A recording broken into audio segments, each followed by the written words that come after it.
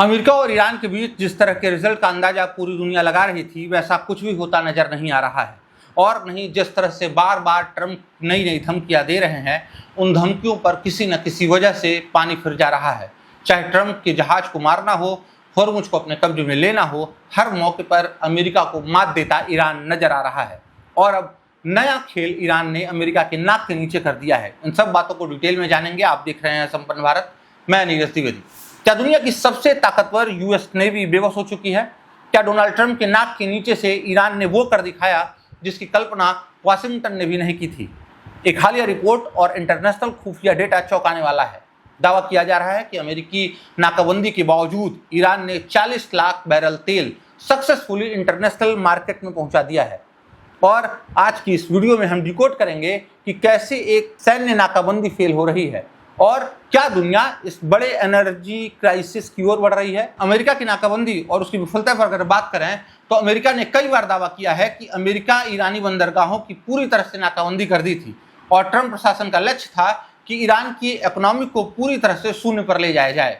लेकिन डेटा बताता है कि एक ट्रैकिंग एजेंसी ने कम से कम 34 ऐसे जहाज़ों को ट्रैक किया है जो अमेरिकी रडार को गच्छा देकर होर्मुज को पार कर लिया है, जिसमें 2 बड़े ऐसे टैंकर थे जिसमें 40 लाख बैरल तेल था। अमेरिकी नौसेना के नाक के नीचे से ईरान अपनी जहाज से तेल ले जाता रहा। इसका मतलब यह नहीं है कि अमेरिका के पास ताकत नहीं है, बल्कि यह है कि समुंदर इतना विशाल है और ईरान की घोस्ट फ्लीट इतनी शातिर है कि हर जहाज को पकड़ना नामुमकिन हो जा रहा है। दूसरा, ट्रांसपोर्टर बंद। ईरान के जहाज अपना AIS मतलब ऑटोमेटिक आइडेंटिफिकेशन सिस्टम बंद कर देते हैं, जिससे वे रडार पर दिखाई ही नहीं देते। तीसरा, 40 लाख बैरल तेल का जो गणित है, इतने तेल की कीमत इंटरनेशनल मार्केट में करोड़ों डॉलर है, जो ईरान को युद्ध जारी रखने के लिए ऑक्सीजन का काम कर रही है। उधर ट्रंप का रुख बेहद सख्त है। उन्होंने हाल ही में एक बयान दिया है कि ईरान की सैन्य ताकत खत्म हो चुकी है, लेकिन जमीनी हकीकत अलग है। अमेरिका इस समय 2 मोर्चों पर फंसा हुआ है। एक तरफ वह ईरान को रोकना चाहता है और दूसरी तरफ वह नहीं चाहता कि तेल की कीमतें $150 प्रति बैरल के पार जाएं, जिससे अमेरिकी इकोनॉमिक सिस्टम डूब जाए। ईरान डू और डाई की स्थिति में है। ईरान ने होर्मुज में टोल टैक्स वसूलना शुरू कर दिया है। ईरान के सर्वोच्च नेता की हत्या के बाद ईरान अब पीछे हटने को तैयार नहीं है।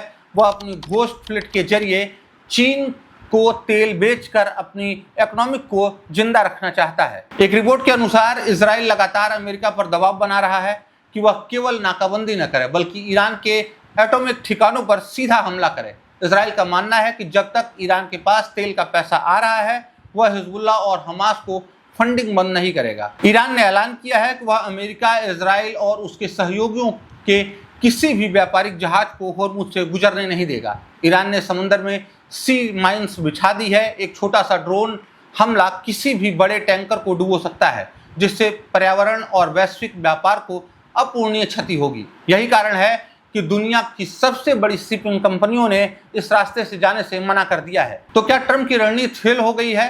पूरी तरह से नहीं, लेकिन यह लीक जरूर हो रही है। ईरान ने साबित कर दिया है कि वह तकनीकी और रणनीतिक रूप से अमेरिका को चकमा देने में सक्षम है। अगर यह 40 लाख बैरल तेल इसी तरह निकलता रहे तो अमेरिका की नाकाबंदी का कोई मतलब नहीं रह जाएगा। दोस्तों, यह युद्ध सिर्फ मिसाइलों का नहीं, बल्कि तेल की बूंदों और डॉलर का है।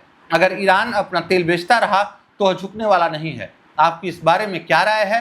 क्या अमेरिका को और सख्त कदम उठाने चाहिए? कमेंट बॉक्स में जरूर लिखें।